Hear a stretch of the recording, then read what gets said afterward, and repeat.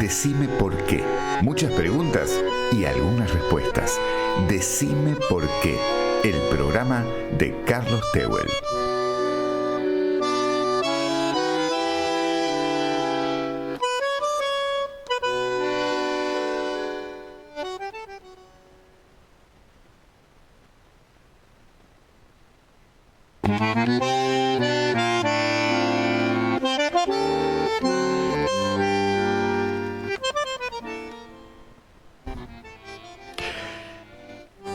¿Se acuerdan del Lo sé todo? Esa enciclopedia maravillosa de 12 tomos.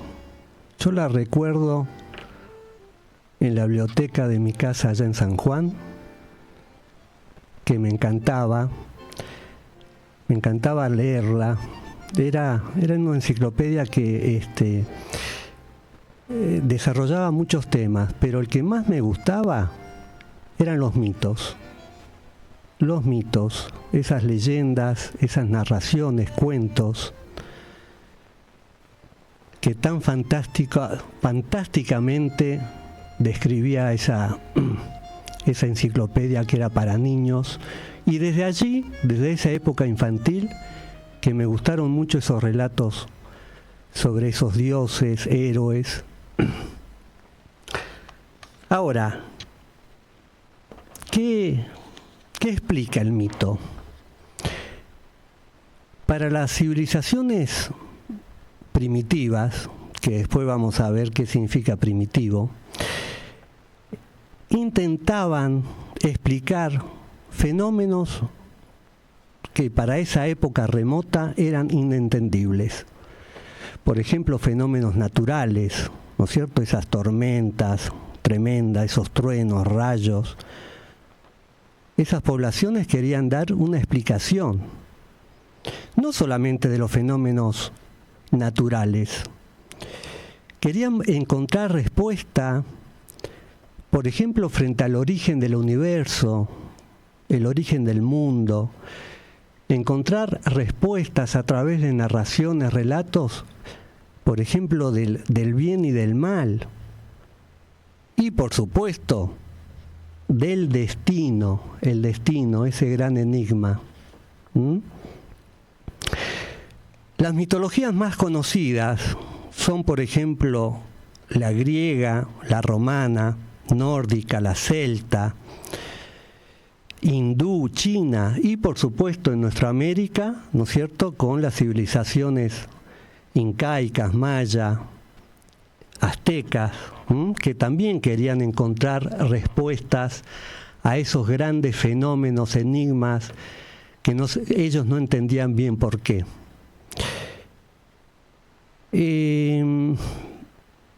Por ejemplo, en la mitología griega,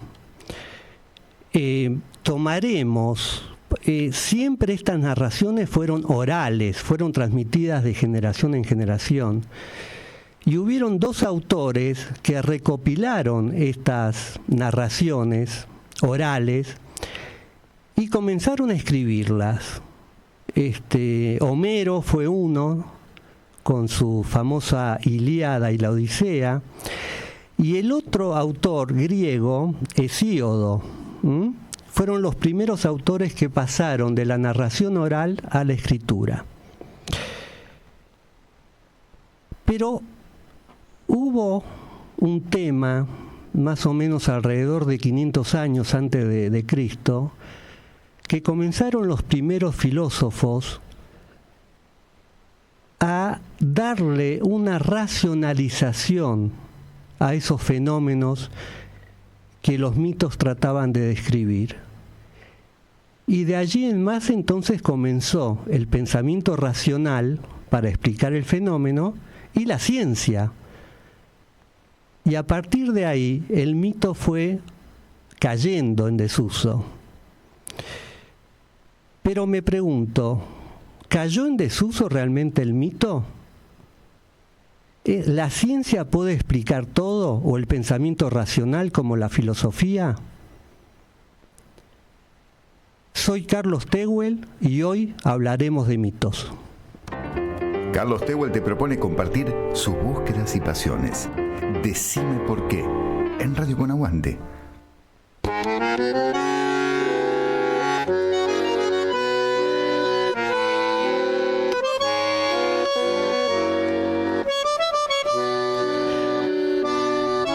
Bueno, como ya dije, vamos a hablar de mitos, pero antes de desarrollar un poco más este tema, quisiera agradecer tantos lindos mensajes que me mandaron por el programa del sábado pasado, que estuvo como invitada Alicia Loyúdice, que hablamos de identidad, y realmente me sentí tan halagado de recibir estos mensajes que me estimularon mucho para continuar en estos programas acá en Radio Con Aguante, y estando Guillermo Guerra en la operación. Gracias, Guillermo.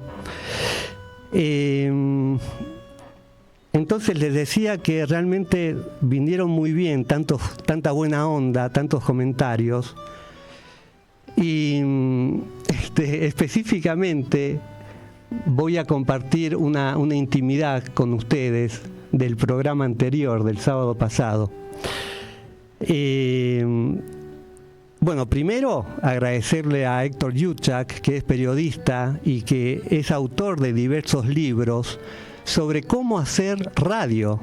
Así que, bueno, soy un conejillo de India de Héctor, para ver si realmente sus libros me sirven para hacer este programa radial. Recibí bueno, aparte de tantos comentarios de saludos, pero quiero remarcar dos de dos personas. Uno de mi amigo Pablo Saidel, que vive en Tel Aviv, que me marcó, bueno, algunas, me bajó línea, digamos, de cómo tengo que hablar más fluidamente, pero me parece que ese va a ser un problema grande porque no me sale hablar muy fluidamente, así que bueno, lo voy a intentar. Y el otro comentario de mi hermano Alberto, de allá de San Juan, que me marcó que tengo muchas muletillas, que hago muchos ruidos con la boca. Así que bueno, voy a intentar hacer menos, pero bueno, son tics que me salen por la tensión que es estar acá delante del micrófono. Vamos a ver si hoy puedo hacer menos ruidos. Bueno, vamos al tema de hoy, mitos. Yo dije, los pueblos primitivos. ¿Realmente fueron primitivos esos pueblos? Digamos, la palabra primitivo la impuso los primeros antropólogos que empezaron a trabajar, ¿no es cierto?, cuando empezaron a analizar estas culturas, y llamaron pueblos primitivos a esta gente, a poblaciones enteras que no estaban acomodadas a Occidente. Entonces tenían y tienen su cultura propia, y entonces no creo que podamos seguir llamándoles pueblos primitivos. Por otro lado, estos mitos que tratan de explicar fenómenos tan impresionantes, ¿no es cierto?, que la ciencia ya lo explica, pero yo me pregunto, ¿no seremos también nosotros, los occidentales, no tendremos también un pensamiento primitivo? Porque, por ejemplo, la religión es un conjunto de mitos que los feligreses, la gente que digamos, religiosa, piensa que ese mito existió. O sea, ya sea en la Biblia, en el Antiguo Testamento, en el Nuevo Testamento, en el Corán, son todas narraciones de fenómenos, de milagros, que hoy en día no se pueden entender, no se saben si existieron o no.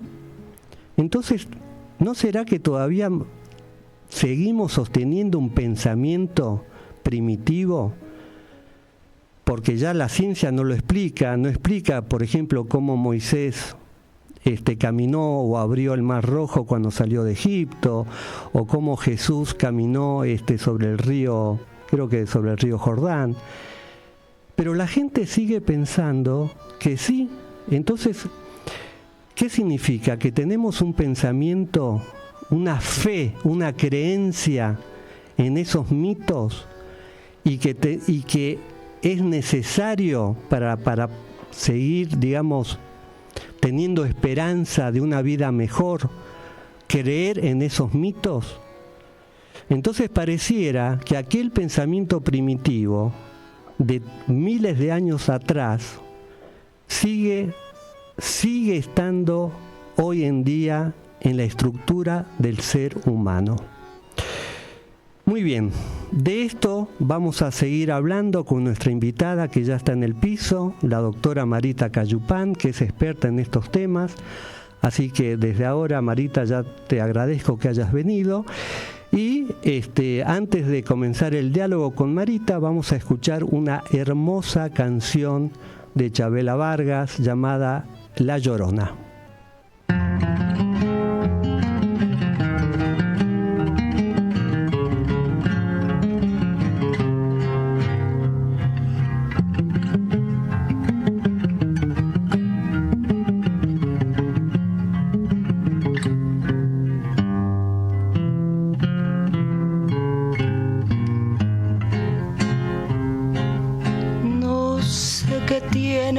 Las flores, llorona, las flores del Camposanto.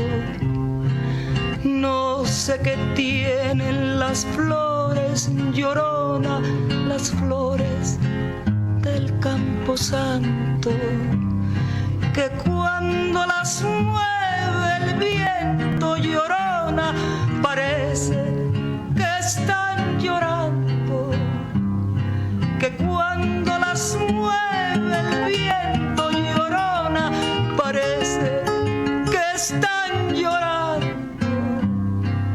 Ay, de mi llorona, llorona, tú eres mi yunca. Ay, de mi llorona, llorona, tú eres mi yunca. Me quitarán de quererte, llorona, pero de olvidarte nunca. Me quitarán de quererte, llorona, pero de olvidarte nunca.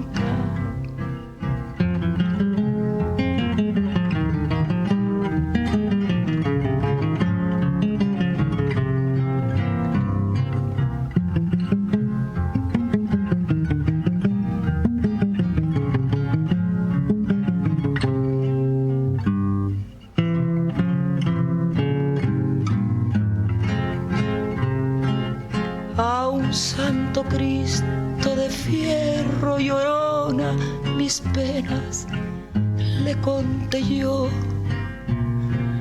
A un Santo Cristo de fierro, llorona, mis penas le conté yo. ¿Cuáles no serían mis penas, llorona, que el Santo Cristo lloró? ¿Cuáles no serían mis penas, llorona, que el Santo Cristo lloró? Ay, de mi llorona, llorona de un campo lirio. Ay, de mi llorona, llorona de un campo lirio. El que no sabe de amores, llorona, no sabe lo que es martirio.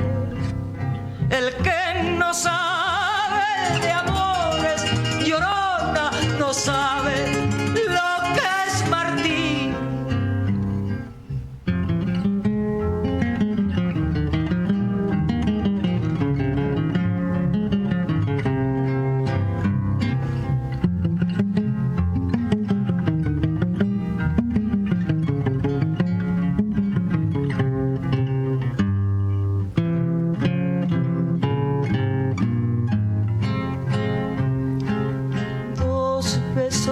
llevo en el alma llorona que no se apartan de mí.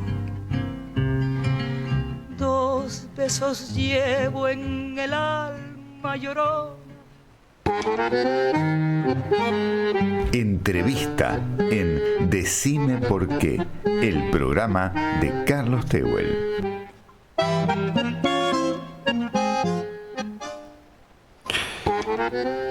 Bueno, muy bien, después de escuchar esta hermosa canción, La Llorona, le doy la bienvenida a Marita Cayupán. Gracias. Hola Marita, ¿cómo estás? Antes del diálogo la voy a presentar, voy a leer algo de su currículum.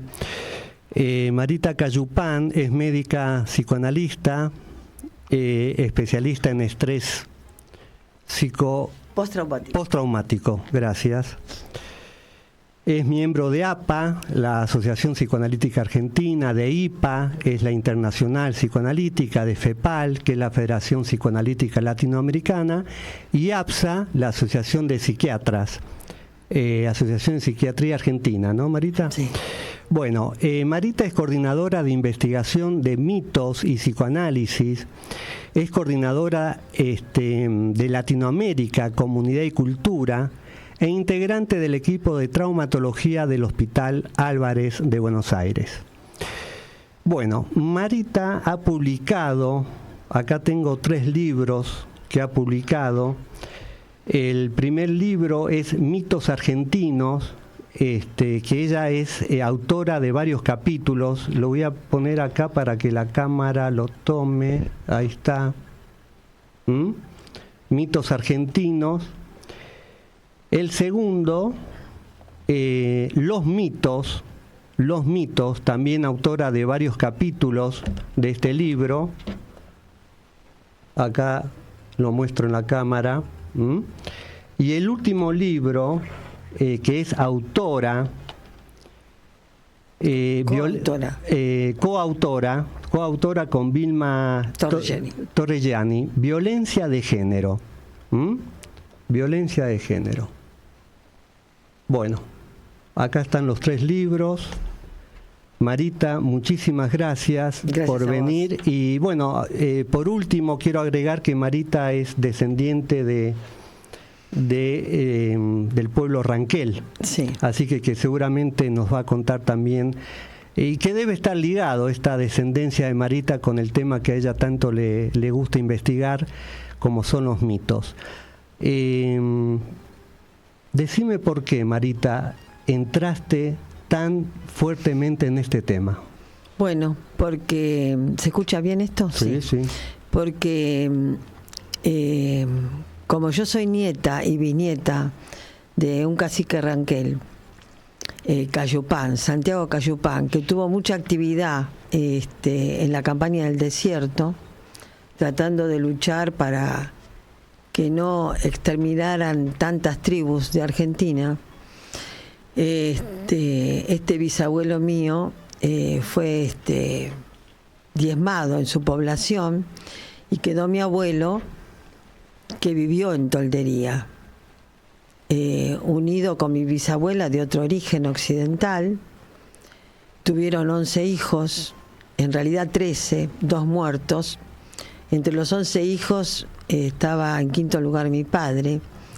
Y como fue tan avasallada la población de su familia, yo no tuve acceso a la comunidad Ranquel dentro de la sabiduría de vivir en toldería, ¿no? De vivir en el campo, con las ovejas, con el ganado. Entonces mi padre, que también pudo tener algunas reseñas de su padre y su infancia, se le ocurrió, supongo que intuitivamente, conectarme con los mitos grecorromanos.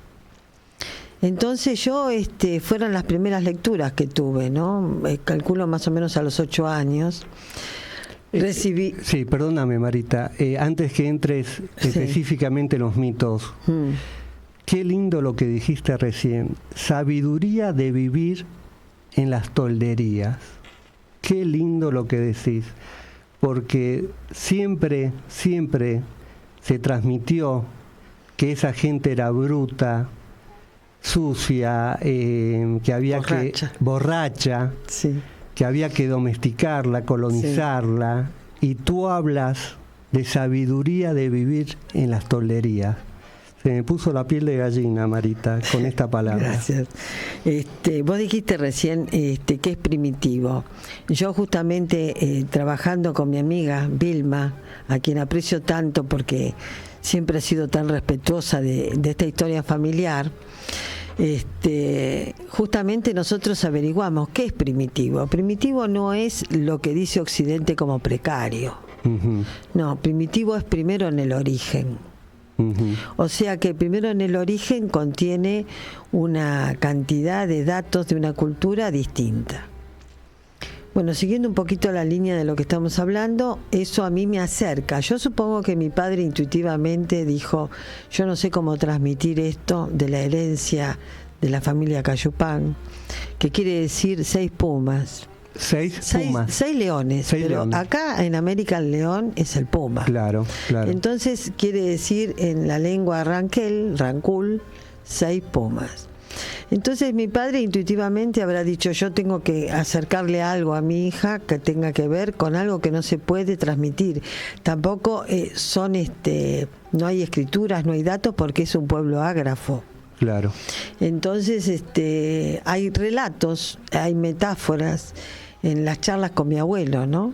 Metáforas sobre la cosmogonía, sobre el universo. Vos dijiste muy bien, los mitos refieren a preguntas que tienen que ver como el mito creacionista del universo, las leyes de los humanos, los tabúes, el bien y el mal, lo bueno. También aludiste a los mitos bíblicos. Es cierto que los mitos bíblicos tratan de transmitir las filosofías y las preguntas, ¿no? La lucha entre hermanos, la capacidad de someter a un hijo a la muerte, como le pasó a Abraham, pero bajo la línea de un mandato. Los sacrificios, los rituales. Pero bueno, la cuestión que estos mitos bíblicos que todavía están presentes tratan de transmitir que estas creencias culturales que se refieren a la religiosidad, y que nosotros conocemos la religiosidad oficial, la musulmana, la católica y la judaica, son los oficiales. Sí. Después tenemos los no oficiales, que es lo que vamos a hablar hoy, que tiene que ver con los santos profanos. Uh-huh. Bueno, el psicoanálisis se dedica a mitos desde los inicios, porque Freud toma el mito de Edipo como una manera para poder explicar que existe esta tendencia en el ser humano del amor hacia el padre y hacia la madre como una tendencia libidinal. Y entonces esto está en el inconsciente de todos. Entonces esto sirve para leer el inconsciente, para poder captarlo. A mí me acerca a través de, a la psiquiatría me acerca el tema justamente de esta dicotomía cultural en mi familia, ¿no? Mi madre de Occidente, mi abuela también, casada con mi abuelo Cayupán, y toda la carga mitológica, toda la carga de la costumbre ranquel, ¿no? Entonces, esto me acerca a querer entender el psiquismo, primero por la psiquiatría, acercándome de la manera más inmediata después de la medicina, y después en el psicoanálisis. Eso sí me lleva a mí a sentirme mucho más cómoda en mi inquietud, porque Freud me habla de los mitos y me habla de estas tendencias inconscientes que están presentes en todos nosotros. Y bueno, ¿Te puedo interrumpir acá? Sí. Porque me interesa este tema que nombrás. Porque Freud, justamente, como hombre occidental, se basa en una mitología occidental, que es la mitología griega, justamente con lo que dijiste del Edipo o de Narciso, ¿no es cierto?, que es otro mito que toma muy fuerte. La pregunta que me surge escuchándote, ¿cómo pensás vos justamente el inconsciente? Si este inconsciente no es un inconsciente occidental, entonces, No. A ver, ¿cómo lo pensás? El inconsciente es universal. De hecho, la capacidad mitopoyética es universal y es eterna. Uh-huh. Siempre existe la capacidad de concretar un mito. Siempre se produce un mito. El inconsciente es cómo se arma el aparato psíquico. Por ahí tenemos que describir que el mito es una estructura que se conforma anterior a un proceso más elaborado, que es el proceso secundario, por ejemplo, ¿no? Uh-huh. Que es poner en palabras lo que uno entiende inconscientemente o lo que uno le llega inconscientemente. Pero antes de eso está la estructura mítica, que es cómo entender el mundo, es decir, es circular el mito, atemporal. Entonces uno no sabe bien, empieza a entender que hay eras que de siembra, de sol, de frío, de calor, ¿no es cierto? Y esa estructura es previo a la estructuración más elaborada, que es del proceso secundario. Eso es lo primitivo, eso es lo originario. Uh-huh. Uh-huh. Eso lo dice, por ejemplo, tenemos varios autores, pero a mí me gusta, para entender la cosmogonía del continente nuestro, Mircea Eliade, que es un filósofo estudioso de religiones, de todas casi. Uh-huh. Entonces él explica, ¿no es cierto?, cómo el hombre primitivo, en ese sentido originario, comprende la naturaleza y comprende. ¿Y qué hace con esa naturaleza? Y cómo la clasifica o la califica de acuerdo a la época que vive, de acuerdo a los lugares que encuentra para darle un lugar sagrado o un lugar profano. Que ahí tenemos otro autor que se llama Rudolf Otto, que él, dentro de la línea de la fe, explica por qué tenemos fe, y cuando tenemos fe no hace falta creer, no hace falta consolidar con la ciencia, sino hay que creer. Es decir, es irracional la fe, por eso en la Biblia también es irracional. Uno cree, pero no se sabe de qué. Pero hay que desenvolver el sentido del mito. Uh-huh, uh-huh. Pero esta mitología, por ejemplo, de los pueblos americanos, tan distinta, por ejemplo, a la mitología occidental, la greco-romana, mi duda, sí, por ejemplo, una población aborigen que se educa, que se cría con mitos tan distintos, ¿podemos pensar que es similar entonces a la estructura psíquica de un occidental? Es que el mito siempre resuelve las incógnitas universales. Claro. La muerte, la vida, el nacimiento, las prohibiciones, el incesto, cosas universales para cualquier parte del mundo. Que cada población le da una explicación distinta. Bien, Marita, hacemos un pequeño corte y seguimos charlando de este tema tan apasionante. Comienzo de espacio publicitario.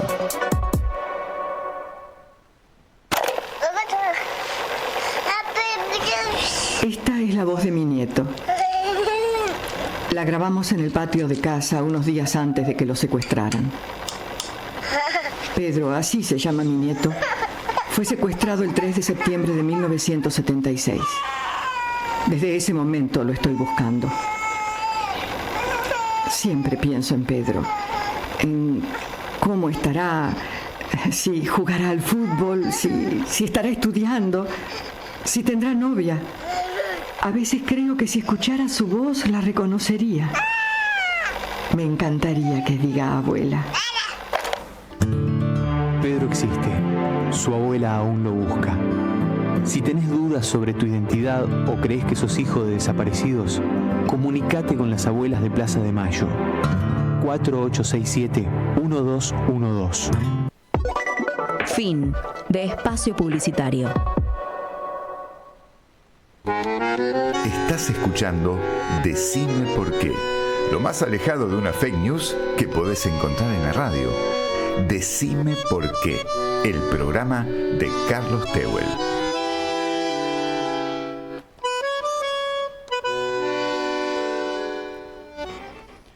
Bueno, qué hermoso. Ojalá que los oyentes que puedan escuchar este programa estén tan emocionados y como yo lo estoy escuchándola a Marita Cayupán. Qué lujo que me doy cada sábado. El sábado pasado con Alicia Loyudis, hoy con Marita. Espero que todos los sábados podamos tener esta posibilidad de charlar con gente tan comprometida, tan estudiosa. Y hoy entonces compartimos con Marita el tema de mitos. Como les dije en la presentación, Marita es coordinadora actualmente ¿qué sería? ¿Un departamento en APA? ¿Cómo es? Es un grupo de estudios sobre mitos y psicoanálisis. Ahí está. Ahora lo coordina Marita, pero después de haber estado muchos años en ese grupo, con mucha gente que investigó los mitos latinoamericanos en la Asociación Psicoanalítica Argentina. Bueno, entonces, Marita, seguimos charlando, dialogando, y si querés nos podés ir contando también qué mitos estudiaste, investigaste, profundizaste en relación a América Latina. Bueno, en principio me gustaría acotar el tema del mito de La Llorona que pusieron la música, sí, que es interesantísimo. Es un mito que no trabajé yo, pero trabajaron mis amigos, compañeros de grupo, Gustavo Corra y Pablo Ríos, que está en una de las ediciones. La Llorona es un mito latinoamericano que baja desde el norte de Latinoamérica hasta nuestra tierra. Y relata varias versiones, ¿no? Es una mujer que abandonó a su marido y como pecadora llora. Es una mujer que ahogó a sus hijos por algún tipo de venganza, que después lo vamos a relacionar con un caso clínico concreto.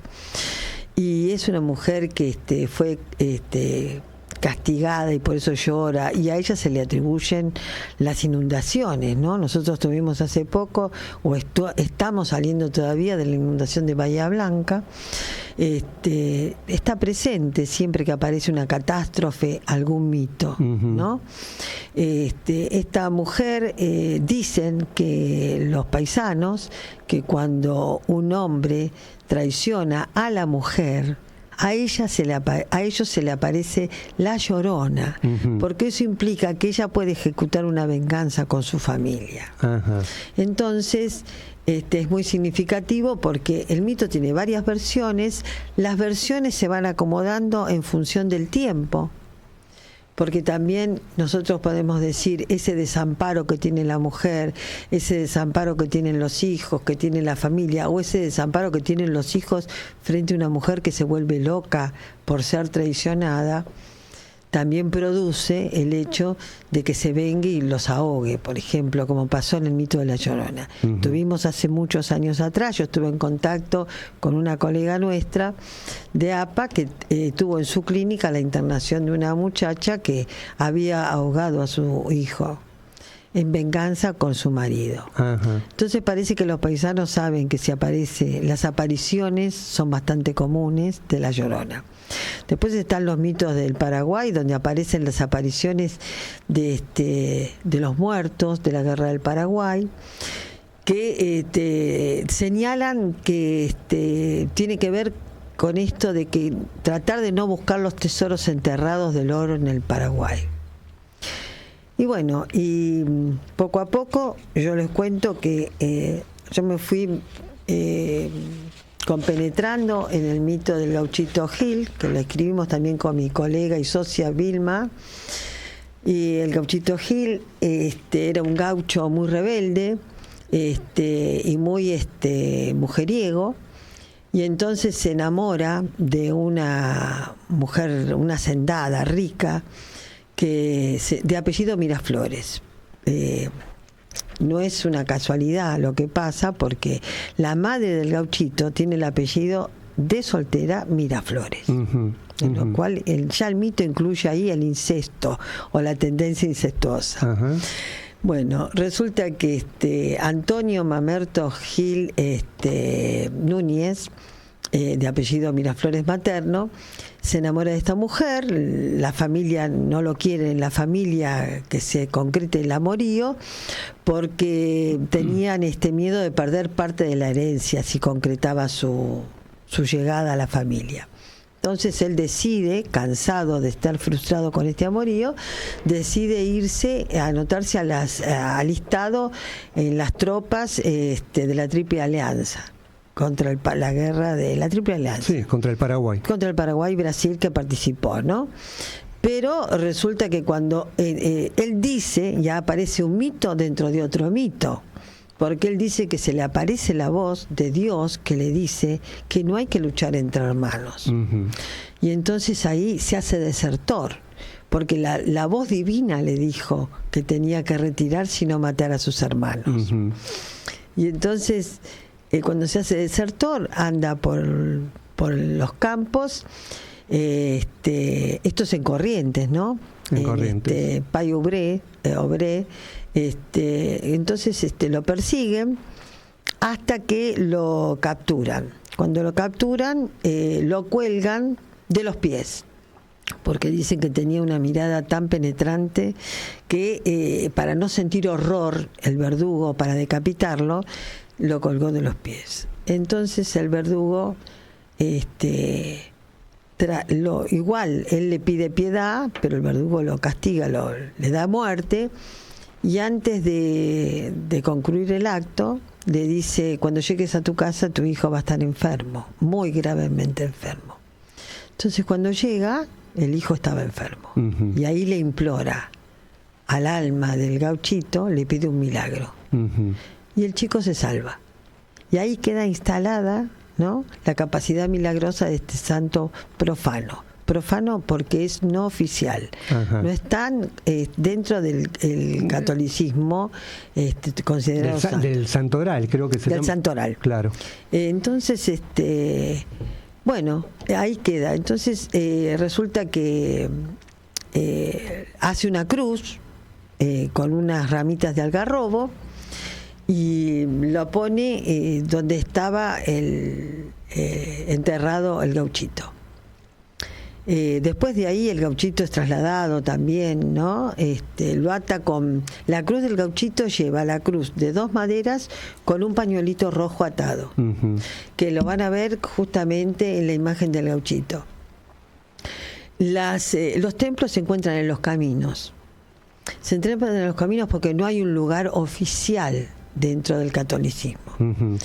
Y entonces ahí comienza sus milagros, digamos, ¿no? Bueno, hasta ahí lo del gauchito.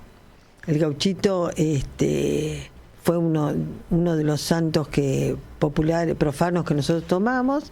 Después tomamos también el mito del Frente Vital, Víctor Manuel Vital, uh-huh, víctima del gatillo fácil. Uh-huh. En el año 2000 más o menos, el Frente Vital era un muchacho de villa que robaba y, según dicen, era una especie de Robin Hood. Todos tienen un carácter heroico también el gauchito tenía, claro, un carácter heroico. Claro. Entonces distribuía lo que robaba con su pueblo de la villa y resulta que... Una especie de Robin Hood. Una especie de Robin Hood. Y entonces cuando lo atrapan en una oportunidad, estaba muy cerca del ambiente de su casa, pero se escondió detrás de un montículo de algún carro, no sé de qué, y la policía lo increpa, y entonces él sale con las manos en alto, asegurando que no llevaba armas. Y un sargento lo acribilla. Lo mata, le mete un tiro mortal y bueno, entonces a partir de ahí Víctor Manuel Vital lleva la V en las zapatillas, llevaba la V de Vital y sí, y a partir de ahí en la población carcelaria se tatúan la V, uh-huh, ¿no? Como una cosa de protección también. Y se llevan también una estampita, una imagen, la imagen de Víctor y la imagen de la B, se la llevan también en los bolsillos cuando van a hacer algún delito. Ahora, cualquier persona puede decir, pero ¿cómo se puede hablar bien del mito de un chico delincuente? 17 años tenía.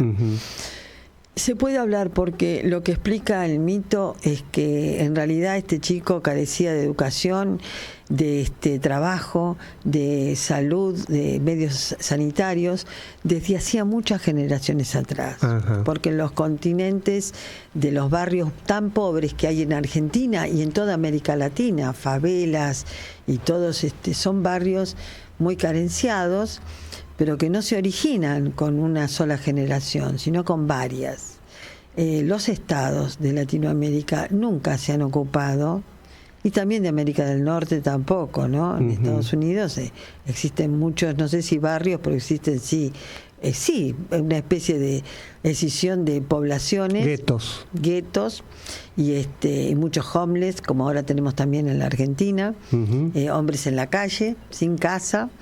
Entonces esto habla de la desprotección del Estado, de la desprotección. Siempre se habla del elemento de desprotección del Estado, de protección de la figura paterna.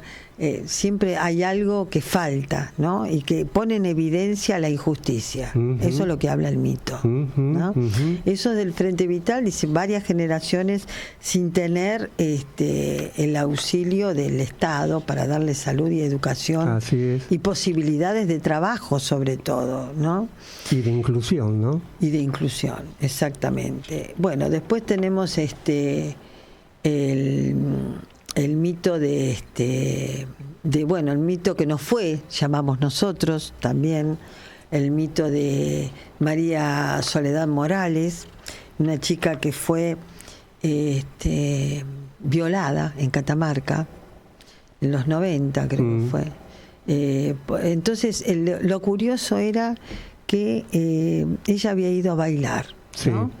Y con gente que estaba dentro del grupo de jóvenes de la ciudad, pero aparte del poder. Hijos del poder, se decía. Hijos del poder. Sí.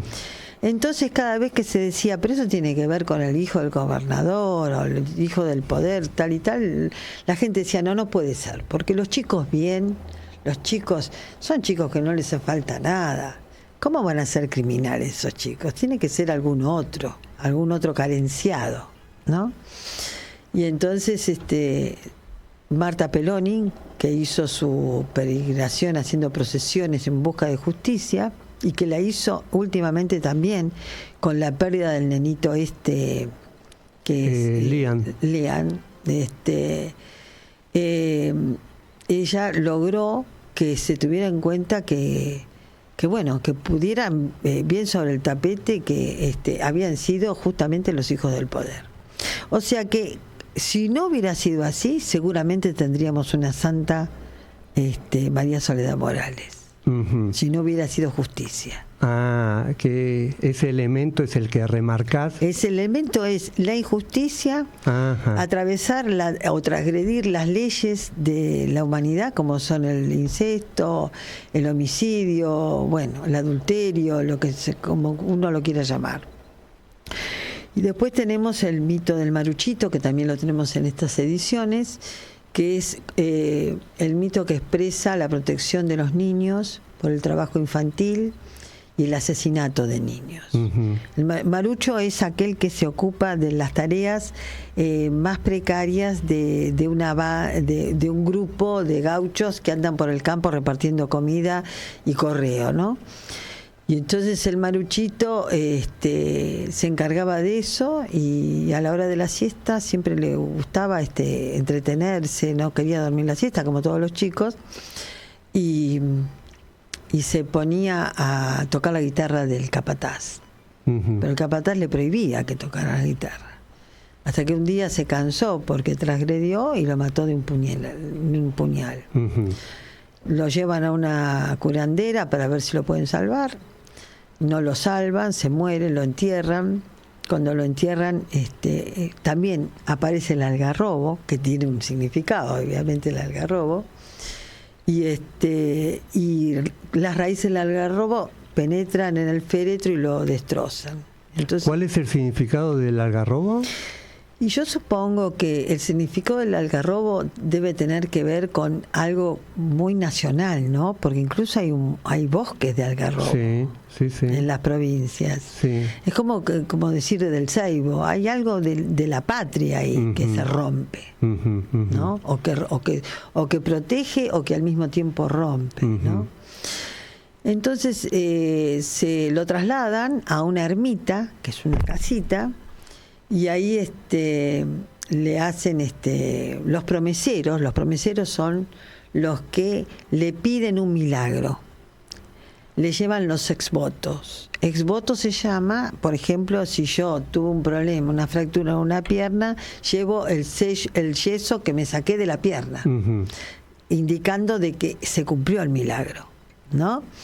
Entonces los promeseros llevan sus cosas para el gauchito, y todos los meses de octubre hacen una fiesta como si fuera funeraria, una fiesta funeraria, ponen una silla, una guitarra, y los niños que participan en esa fiesta dicen que el gauchito se aparece. Ajá. Bueno, esto que espera, ¿el gauchito? El gauchito. Ajá. Se aparece una aparición, ¿no? Pero estamos hablando del gauchito. El gauchito no, perdón, el maruchito. Sí, ahí está. Los diminutivos. Sí. El maruchito se aparece, pero bueno, siempre tiene esa secuencia también el mito, ¿no? Que aparecen, que dan cuenta de apariciones. El maruchito se llama Pedro Farías, se llamaba, 12 años, y las madres piden por la salud y la integridad física y emocional de los niños, que no les pase nada, que no se enfermen, que no los asesinen. Estos mitos últimos tienen mucho que ver con lo que nos está pasando con los chicos, ¿no? Que desaparecen, porque son chicos que tampoco desaparecen a la hora de la siesta, cosas muy significativas. Y bueno, y las madres le tejen un ponchito que lo ponen arriba de donde tiene la ermita, y le dicen que le tejen ese ponchito para que no tenga frío a la noche, para cuidar sus huesitos, y que fue tejido con sus ojos y con poquita luz, a la luz del pabilo de las velas. Yo no lo digo bien, pero es un recitado muy escalofriante, hablando de la muerte de los niños. Marita, estamos llegando al final. Sé que tenés más para contarnos, pero vas a estar invitada otra vez para seguir con este apasionante tema. Así que te agradezco un montón. Y bueno, ya entramos en el último tramo del programa de hoy. Vamos a ver. Tiempo de recomendaciones en Decime por qué, el programa de Carlos Tehuel.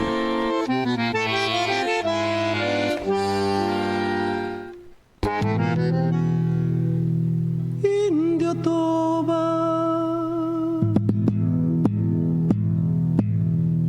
sombra errante de la selva. Bueno, realmente, Marita, hermoso este diálogo y todo lo que nos has relatado sobre los mitos. Así Gracias a vos por este espacio. Por favor. Bueno, entramos en el último tramo del programa, que siempre hay una recomendación. Y hoy voy a... ¿Viste la muletilla? Pero bueno... es occidental la muletilla. Es occidental. Del este, bien. Muy bien. La recomendación de hoy, justamente hablando de mitos, y con Marita compartimos un grupo de estudio junto con muchos amigos y colegas de América Latina, que se llama Cine y Literatura Latinoamericana desde una perspectiva psicoanalítica. Y ayer justamente tuvimos el primer encuentro que realmente es para grabarlo y pasarlo en el programa, porque fue tan hermoso hablar del cine, y específicamente hemos trabajado, y acá viene la recomendación, la novela de Juan Rulfo, Pedro Páramo. Se las recomiendo enfáticamente. Es considerado el libro de habla España como uno de los más escrito en español, como una de las novelas más importantes de la historia de la novela a nivel mundial. No es un libro sencillo, es difícil, pero es muy recomendable. Hay que leerlo con mucha tranquilidad. Y se van a encontrar ahí, por lo menos lo que me pasó a mí leyendo esta novela, la cultura mexicana. Encontré allí lo que significa la relación que tiene el ser humano con los muertos, con la muerte, cosa que es muy específica de México. Y que ahí, justamente por eso yo le pregunté a Marita si es distinta la relación entre la cultura, los mitos occidentales y los mitos de América Latina, porque el encuentro que hace justamente la población mexicana con sus muertos no se da en Occidente. ¿Mm? En cambio, ustedes si pueden llegar a leer el Pedro Páramo, la novela de Juan Rulfo, repito, se van a encontrar con este mito, con ese encuentro que tiene la gente en ese diálogo con sus muertos, como si no se hubieran ido para siempre, y los pueden rescatar para continuar dialogando y continuar construyendo historias. Entonces me parece que desde ahí yo pensaba que es distinta la mitología greco-romana o judeo-cristiana con la cultura mexicana, y que este libro habla de eso, justamente, de tener esa posibilidad que Juan Rulfo nos transmite, esta cultura tan particular que es la relación que tiene el ser viviente con sus muertos. Esa es la recomendación para en el programa de hoy. Con todo esto me despido, espero que haya sido tan grato para ustedes como para mí haber dialogado con Marita. Y bueno, los espero el próximo sábado, que vamos a hablar del tema migraciones con otra colega y amiga, Isabel Mancione. Así que será hasta el sábado, y los dejo en compañía de una canción hermosísima como es Indio Toba, interpretada por Jairo. Hasta el próximo sábado. Indio Toba, sombra errante de la selva, pobre Toba reducido, dueño antiguo de las flechas.